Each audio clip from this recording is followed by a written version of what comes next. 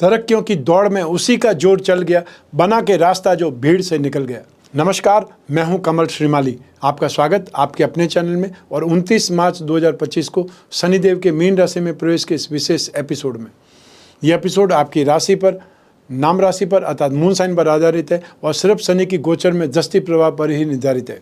शनि का राशिपतन का आपकी राशि पर क्या प्रभाव पड़ेगा, यह विस्तार से एक अलग एपिसोड इसी चैनल पर उपलब्ध है। आप सभी की डिमांड पर कि शनि की दृष्टियाँ सबसे ज़्यादा विनाश करती है, तो उसका एक अलग से एपिसोड होना चाहिए। आपकी इसी डिमांड को पूरा करने के लिए एपिसोड बनाया है। साथ ही आपकी कुंडली में विद्यमान शनि के दिव्य योग भी इस एपिसोड के अंत में बता रहा हूँ। आइए अब ये जानते हैं कि कब कब शनि की दृष्टि होती है विनाशकारी। ज्योतिष के अनुसार शनि जब भी मीन राशि में प्रवेश करते हैं तो विनाशकारी घटनाएं घटने लगती है। एक बार फिर 2025 में शनि की मीन राशि में प्रवेश होने से विनाशकारी घटनाओं की आशंका जताई जा रही है और इस संभावना को गंभीरता से लिया जाना चाहिए। 25 फरवरी 1937 को जब शनि का मीन राशि में प्रवेश हुआ था, तब दूसरे विश्व युद्ध की स्थिति बनने लगी थी। विश्व के कई देशों के बीच में तनाव बढ़ गया था। वहीं चीन ने जापान पर हमला कर दिया था। शनि के प्रकोप से 1939 से 1945 के बीच में दूसरा विश्व युद्ध चला था। आइए अब ये जानते हैं कि शनि की दृष्टि कब कब होती है लाभदायक। ज्योतिष शास्त्र में न्याय के देवता शनिदेव की दृष्टि काफ़ी महत्वपूर्ण मानी गई है, काफ़ी कष्टकारी मानी गई है। लेकिन कई बार स्थितियाँ ऐसी भी होती है जब शनि की दृष्टियाँ लाभ ही लाभ देती है। शनिदेव न्याय के देवता माने जाते हैं और ईश्वर के अनुसार भक्तों को फल देते हैं। ज्योतिष शास्त्र में शनि को संतुलन और न्याय का ग्रह माना जाता है। सीमा ग्रह होने के चलते शनिदेव का प्रभाव वहाँ से शुरू होता है जहाँ सूर्य का प्रभाव समाप्त हो जाता है, खत्म हो जाता है। ज्योतिष के अनुसार सभी ग्रहों के पास में एक दृष्टि होती है जिसे सातवीं दृष्टि कहा जाता है। लेकिन मंगल, बृहस्पति और शनि ऐसे ग्रह हैं जिनके पास में अन्य दृष्टियाँ भी है। सातवीं के साथ साथ तीसरी और 10वीं दृष्टि भी शनि के पास में है। ज्योतिष शास्त्र के अनुसार शनि की दृष्टियाँ जिस ग्रह या जिस भाव पर पड़ जाए वहाँ बहुत प्रकार की समस्याएं या परेशानियां, कष्टों का सामना करना पड़ता है। लेकिन कुछ स्थिति ऐसी भी होती है जब शनिदेव की दृष्टि लाभ ही लाभ दिलाती है और एक बार ही किसी भाव पर, ग्रह पर पड़ जाए तो फिर लाभ ही लाभ मिलता चला जाता है। शनि की दृष्टि अपनी राशि पर या उच्च राशि पर हो तो लाभ ही लाभ कराती है। वहीं जब शनि की दृष्टि मेष, कर्क या सिंह राशि पर होती है तब यह लाभकारी मानी जाती है। शनि ग्रह पर जब बृहस्पति की दृष्टि होती है तब यह लाभकारी माने जाते हैं। जब शनि कुंभ राशि में होते हैं तब हर तरह से लाभ कराते हैं। 29 मार्च 2025 की रात्रि 9:45 से ही शनि मीन राशि में प्रवेश कर जाएंगे। आपकी मीन राशि से लाभ भाव 11th हाउस और नाश भाव 12th हाउस के स्वामी स्वयं शनिदेव है। और अब गोचर वसात राशि भाव में 1st हाउस में आने पर शनि की षटशती का 2nd फेज स्टार्ट हो जाएगा। शनि जब 1st हाउस में आता राशि भाव में से गोचर करते हैं तो इससे अच्छा नहीं माना जाता, क्योंकि इस समय भाग्य का साथ नहीं मिलता है। दैनिक कार्यों में या डेली रूटीन के कामों में कोई न कोई विवाद की संभावनाएं बन जाती है। फाइनेंशियली भी इस गोचर का अच्छा रिजल्ट नहीं मिलता और कभी कभी यहाँ पर स्थित शनि तनाव और डिप्रेशन का कारण बन जाता है। लेकिन जब शनि वक्री होंगे अर्थात 13 जुलाई से 28 नवंबर 2025 तक मानसिक तनाव के साथ साथ में फिजिकल प्रॉब्लम भी बढ़ा देंगे। आप में से वे लोग जो मैरिड हैं उनके वैवाहिक संबंधों में उतार चढ़ाव बढ़ जाएंगे और इस दौरान आपको विशेष सावधानी बरतनी होगी। शनि शांति के उपाय करने होंगे। आपको अपने सोचे समझे कामों में नुकसान होता दिखाई देगा जो आर्थिक रूप से कमज़ोर बना सकता है। शनि की षटशती तो यों भी जीवन में घोर संघर्ष का निर्माण करती है। आप अपने डेली रूटीन के खर्चे को नियंत्रित नहीं कर पाएंगे, कंट्रोल नहीं कर पाएंगे, आर्थिक तंगी से परेशान रहेंगे और खुद को निराश महसूस करेंगे। तो आइए अब बात करते हैं शनि की दृष्टि फल की। सबसे पहले मैं आपको बता रहा हूँ शनि की 3rd दृष्टि के बारे में। आपकी राशि से 3rd भाव पर, पराक्रम भाव पर शनि की 3rd दृष्टि होगी। धन संपत्ति भाव के स्वामी शुक्र हैं तथा शनि और शुक्र परस्पर मित्र हैं। फिर भी यह स्थिति आपके धन संचय से संबंधित परेशानियों को जन्म दे सकती है। शनि की षटशती का दूसरा चरण 2nd फेज अब शुरू होने जा रहा है। यह गोचर विशेष रूप से आपके लिए प्रभावशाली सिद्ध होगा। मेहनत का हाथ थामे रहेंगे तो इस गोचर काल के दौरान आर्थिक मोर्चे पर सुधार करने में सक्षम हो पाएंगे। शनि मंद गति से चलने वाले ग्रह हैं, इसका मतलब जो सुधार होगा वो धीमी गति से ही सही पर होंगे जरूर। आपके छोटे भाई बहन से इस समय में स्नेह प्राप्त होगा। उतार चढ़ाव भी होंगे पर सब मिला करके यह समय उनके लिए सुखद व्यतीत होगा। समय समय पर आपसे मार्गदर्शन भी प्राप्त होने का प्रयास करेंगे या आपसे कहीं न कहीं डिमांड करेंगे। पेरेंटल प्रॉपर्टी या पेरेंटल जो धन है, फाइनेंस है, उसको प्राप्त करने का बहुत आपकी तरफ से प्रयास होगा। लेकिन इस संपत्ति और धन से संबंधित कोई न कोई कानूनी मामलों में आपको अटकाया जा सकता है परिवार के लोगों द्वारा, या इसमें देरी का आपको अनुभव होगा। जो व्यापारी वर्ग है वो अपनी आय से संतुष्ट हो सकते हैं, इन्वेस्टमेंट से लाभ करने का प्रयास भी करते नजर आएंगे। एक से अधिक सामान या एक से अधिक काम आपको अपने मेन्यू में जोड़ करके भी अपने बिजनेस की क्षमता को, कैपेसिटी को बढ़ाने का प्रयास सफल हो सकता है। नौकरी पेशा जो लोग हैं वो इस समय जॉब वर्क या ओवर टाइम के माध्यम से भी अपनी आय में वृद्धि कर पाएंगे। हालांकि इस समय अपनी भाषा पर, अपनी वाणी पर कंट्रोल रखना बहुत ज़रूरी होगा। आपको बेफिजूल की बातें, लंबी लंबी डींगे आंकना या बहुत अधिक स्पष्टवादी बन जाना आपकी इमेज को प्रभावित कर सकता है। आइए अब बात करें शनि की सप्तम दृष्टि की। सप्तम भाव पर अर्थात दाम्पत्य सुख भाव पर शनि की सप्तम दृष्टि कन्या राशि पर होगी और कन्या राशि के स्वामी है बुध। शनि और बुध परस्पर मित्र हैं, अतः यह स्थिति वैवाहिक जीवन में खुशी का एहसास और स्नेह में वृद्धि कर सकती है। आपके जीवन साथी के प्रति आपका स्नेह भाव रिश्ते में सुंदरता और संतुष्टि उत्पन्न करेगा। और जो जातक अपने बिजनेस के कारण या नौकरी के कारण एक दूसरे से अलग रहते हैं, उन्हें कोई न कोई एडजस्टमेंट करके साथ में रहने का मौका मिल सकता है। व्यापारिक जगत में पार्टनरशिप के माध्यम से अपने व्यवसाय को नई ऊंचाई पर ले जाने का सपना पूरा होता आप देख पाएंगे। आप में से अविवाहित जातकों के लिए शादी से संबंधित जो चर्चाएं जीवन में कुछ उथल पुथल उत्पन्न कर सकती है, लेकिन अभी धैर्य का परिचय देते हुए संयम से चलते रहना ही मात्र एक तरीका है। अपनी सभी बातें या घर परिवार की स्थिति का विवरण अपने पार्टनर के साथ शेयर करने से परहेज करें। जो रिलेशनशिप में हैं, आप एक दूसरे का साथ निभाने का भरसक प्रयास करेंगे। आइए अब बात करें शनि की दशम दृष्टि की। आपकी राशि से 10th हाउस पर, कर्म भाव पर शनि की दशम दृष्टि धनु राशि पर होगी। धनु राशि के स्वामी ग्रह बृहस्पति। शनि और बृहस्पति में परस्पर समभाव है, अतः यह स्थिति आपके लिए परिवर्तन को स्वीकार कर अपने आप को ढालने का एक समय रहेगा। आप में से वे लोग जो जॉब कर रहे हैं, तो आपको अपने सेक्टर में मेहनत बढ़ेगी, लेकिन सफलता धीरे धीरे ही लेकिन आपको डेफिनेटली मिलेगी। इस गोचर काल में आपको धैर्य और जो डिसिप्लिन है उसका इंट्रोडक्शन देना बहुत ज़रूरी होगा। नौकरी पेशा लोगों को नई जिम्मेदारियां सौंपी जा सकती है, जो शुरू में बहुत कठिन लगेगी, मेहनत वाली लगेगी, लेकिन लॉन्ग टर्म में आपके लिए फ़ायदेमंद सिद्ध हो सकेंगी। यह टाइम, यह गोचर आपको लीडरशिप की क्वालिटी को या आपकी एक्सपर्टीज़ को साबित करने का मौका देगा और आपको किसी भी तरह की राजनीति या विवादों से दूर रहना ही बेहतर होगा, क्योंकि कलीग्स आपकी इमेज को ख़राब करने का भरसक प्रयास कर सकते हैं। ऑफिस में अपनी इमेज को लेकर के आपको सतर्क रहना है, अलर्ट रहना है, ताकि कोई भी आपके खिलाफ किसी तरह का षड्यंत्र नहीं रच सके। व्यापारी वर्ग इस समय जल्दी जल्दी लाभ प्राप्त करने के बजाय जो लॉन्ग टर्म इन्वेस्टमेंट प्लान है, जो लॉन्ग टर्म की स्ट्रेटेजी है, उन पर ध्यान दें। अपने व्यापार को बढ़ाने के लिए एक्सपेंशन प्लान आपको अच्छे ढंग से बनाने का प्रयास करना पड़ेगा और इस समय खतरों से जो खाली नहीं है, इसलिए बहुत ही सोच समझ करके अपने कदम आगे बढ़ाने पड़ेंगे।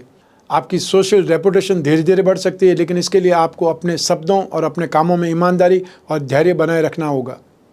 आइए अब बात करते हैं शनि के दिव्य योगों की। आपकी जन्म कुंडली आप देखिए, उसमें शनि कहाँ पर है, कौन से ग्रह के साथ में, तो उसका क्या परिणाम मिलेगा, ये मैं आपको यहाँ पर बता रहा हूँ। शनि और शुक्र एक राशि में ही हो तो पक्षाघात अर्थात पैरालिसिस अटैक हो सकता है। अगर किसी की कुंडली में शनि 4th हाउस में बैठे हैं तो भाग्योदय रोग देते हैं, क्योंकि 4th हाउस का नवम से कोई संबंध नहीं है, फिर भी भाग्योदय रोग देते हैं। शनि आपकी जन्म कुंडली में 4th हाउस में बैठे हैं तो बंधन योग अवश्य देते हैं। 4th हाउस का शनि सबसे ज़्यादा खराब माना जाता है, क्योंकि 30वीं दृष्टि से रोग भाव को देखते हैं, 7वीं दृष्टि से आपके कैरियर भाव को देखते हैं और 10वीं दृष्टि से आपकी राशि भाव को, 1st हाउस को, लग्न को देखते हैं। अर्थात जातक के समस्त सुखों को भंग करके व्यापार ठप, जेल यात्रा या हार्ट अटैक जरूर देते हैं। इसलिए चतुर्थ का शनि महाविकराल माना जाता है। चंद्रमा और शनि का जब संबंध होता है तो व्यक्ति को सिर की बीमारी होती है। आपकी जन्म कुंडली में यदि शनि 12वें भाव में हो, नाश भाव में हो, तो व्यक्ति को अतुल धन दिलाते हैं, लेकिन एक दिन उसको आसमान से ला करके जमीन पर जरूर पटक देते हैं। जन्म समय में यदि शनि वक्री हो तो इसका 2nd भाव से संबंध हो, तब शनि गोचर में आएगा, तब व्यक्ति को अपार धन दौलत देगा। यदि शनि 2nd हाउस में हो तो व्यक्ति जिस उद्देश्य के लिए पैसा जोड़ेगा उस उद्देश्य में पैसा खर्च नहीं होगा। शनि की शत्रुता बुध से है, परंतु बुध की शत्रुता शनि से नहीं है, इसलिए मिथुन और कन्या लग्न वालों को शनि बहुत परेशान करते हैं। शनि का संबंध बुध से हो तो स्नायु रोग अथवा नर्वस सिस्टम से संबंधित प्रॉब्लम्स हो जाती है। यदि किसी का मकर लग्न हो और शनि 2nd हाउस में बैठे हों तो वह व्यक्ति, वह जातक उपकार मानने वाला होता है, इसलिए मकर और कुंभ लग्न वालों को 7.5 के समय काल में बाल भी बाका नहीं होता है। शनि का 9वें भाव से संबंध हो जाए तो उसे उच्च स्तरीय अधिकार मिलते हैं। ऐसे व्यक्ति पाखंड को नहीं मानता। आपकी जन्म कुंडली में अगर 10th हाउस में 10वें भाव में शनि है तो वो आपको अथाह तरक्की देते हैं, परंतु जाते वक्त वहीं ला करके खड़ा कर देते हैं जहाँ से आप चले थे। आपको जब शनि की साढ़ेसाती लगती है तो सबसे पहले ढैया सिर पर होती है, अर्थात व्यक्ति का दिमाग खराब कर देते हैं, जिससे व्यक्ति दुष्कर्मरत हो जाता है, अर्थात गलत कामों में इन्वॉल्व होने लगता है।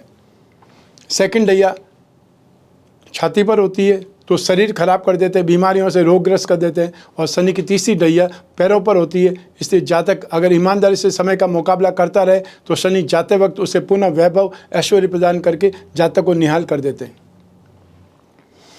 शनि और सूर्य एक ही राशि में हो या एक दूसरे को देखते हो तो इनका 4th हाउस और 10वें से भी संबंध हो तो व्यक्ति को हार्ट प्रॉब्लम जरूर होती है। शनि का संबंध मंगल से हो तो व्यक्ति टेक्निकल हैंड होता है। शनि का संबंध अगर बृहस्पति से हो तो व्यक्ति ज्ञानी, तत्ववेता और खोज करने वाला होता है। वहीं यदि शनि के साथ में शुक्र हो जाए या इन्वॉल्व हो जाए, शनि के साथ युति हो जाए शुक्र की, तो व्यक्ति का जीवन कलहमय हो जाता है। शनि के साथ में राहु हो तो व्यक्ति को दुर्घटना अवश्य होती है, बार बार दुर्घटना होती है। आपकी जन्म कुंडली में अगर पंचम भाव में 5th हाउस में शनि अगर है तो औलाद अवश्य होगी, लेकिन वो भी देर से, और संतान कष्टकारक और रोगी होती है। अष्टम भाव में शनि किसी राशि में हो तो बहुत परेशान करते हैं, लेकिन उनकी अपनी राशि नहीं होनी चाहिए, न ही उनका अपना लग्न। अष्टम भाव का शनि दीर्घायु योग देते आता है, दीर्घायु देते हैं, लेकिन बीमारी के कारण जीने की इच्छा नहीं रहती, क्योंकि अष्टम से शनि दसम 2nd हाउस को देखते हैं तो पिता से विचार नहीं मिलते, नौकरी नहीं करते, और नौकरी करते हैं तो बेमन से। 7वीं दृष्टि से परिवार के भाव को देखते हैं, जिससे परिवार में रहने की इच्छा नहीं रहती। 10वीं दृष्टि से पंचम भाव को, शिक्षा और संतान भाव को देखते हैं तो संतान सुख नहीं मिलता, लेकिन पुत्र अवश्य प्राप्त होते हैं। तो आइए अब बात करते हैं शनि के उपायों की। हर राशि को शनि का शुभ फल प्राप्त नहीं होगा और हर राशि को शनि का अशुभ फल मिले ऐसा भी नहीं है। तो आप अपने हाथों से कुछ उपाय कर सकते हैं। सबसे पहला उपाय, अपने हाथों से सार्वजनिक स्थान पर पीपल या वट का वृक्ष जरूर लगाएं, उसकी देखभाल करें, उसे बड़ा करने में सहयोग करें। हर शनिवार को सूर्योदय होने के बाद में 1 घंटे के भीतर भीतर आपको काले रंग की वस्तुओं का जरूरतमंद को दान देना चाहिए। हर शनिवार को देसी चने की सब्जी और तेल में पकाई हुई पूरियों के पैकेट बना करके जरूरतमंदों के मध्य बांटें, उससे भी शनि का कुप्रभाव का शमन होता है, अर्थात आपको राहत मिलती है। शनि यंत्र की अंगूठी, जब भी शनि का गोचर हो या शनि आपके लिए प्रतिकूल हो, शनि की साढ़ेसाती या ढैया हो, तो आपको शनि यंत्र की अंगूठी धारण करना शुभ रहता है। और जिन्हें शनि की साढ़ेसाती या ढैया है वे विशेष रूप से शनि यंत्र के साथ में नीली जड़वा करके लॉकेट के रूप में धारण करें।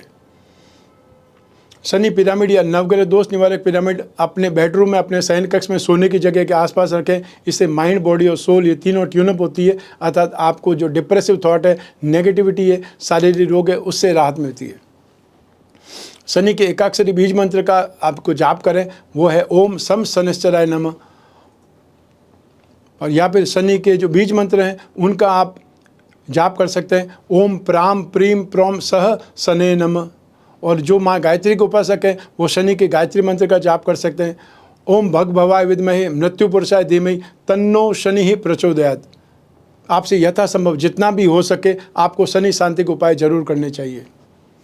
तो ये था शनि के मीन राशि में आने पर शनि की दृष्टियों का आप पर क्या प्रभाव पड़ने वाला है, आपको शुभ फल मिलेगा या अशुभ फल मिलेगा। इसकी ज़्यादा जानकारी आप अपनी जन्म कुंडली के संदर्भ में भी जान सकते हैं, क्योंकि जन्म कुंडली आपकी अपनी होती है और आपकी अपनी डिटेल से ही बनती है।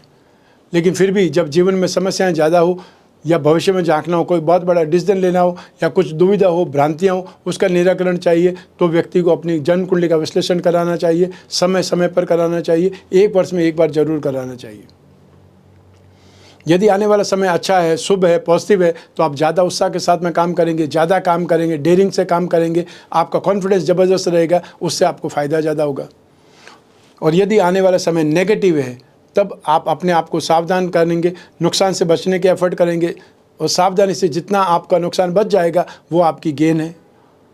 तो ऐसी स्थिति में अपनी जन्म कुंडली विश्लेषण से हर हालत में आपको लाभ ही लाभ मिलेगा, नुकसान होने का प्रश्न नहीं है। तो ऐसी स्थिति में जब भी जिज्ञासा हो अपनी जन्म कुंडली विश्लेषण की, स्क्रीन पर दिए हुए नंबर पर संपर्क स्थापित करना है, चाहे वीडियो कॉन्फ्रेंसिंग के लिए या टेलीफोनिक कंसल्टेंसी के लिए। और आप में से वे लोग जो आमने सामने मिलना चाहते हैं, फेस टू फेस मिलना चाहते हैं, उनको हर एपिसोड के स्टार्टिंग में एक शेड्यूल आता है, वहाँ पर आप देख सकते हैं कौन सी सिटी में आने वाला हूँ मैं, वहाँ पर आप अपॉइंटमेंट लेकर के मिल सकते हैं। आप कोई भी कंट्री में रहते हो, कोई भी सिटी में रहते हो, आप अपने घर बैठे हुए, अपने ऑफिस में बैठे हुए अपनी जन्म कुंडली का विश्लेषण करवा सकते हैं अपने कन्वीनियंट टाइम पे।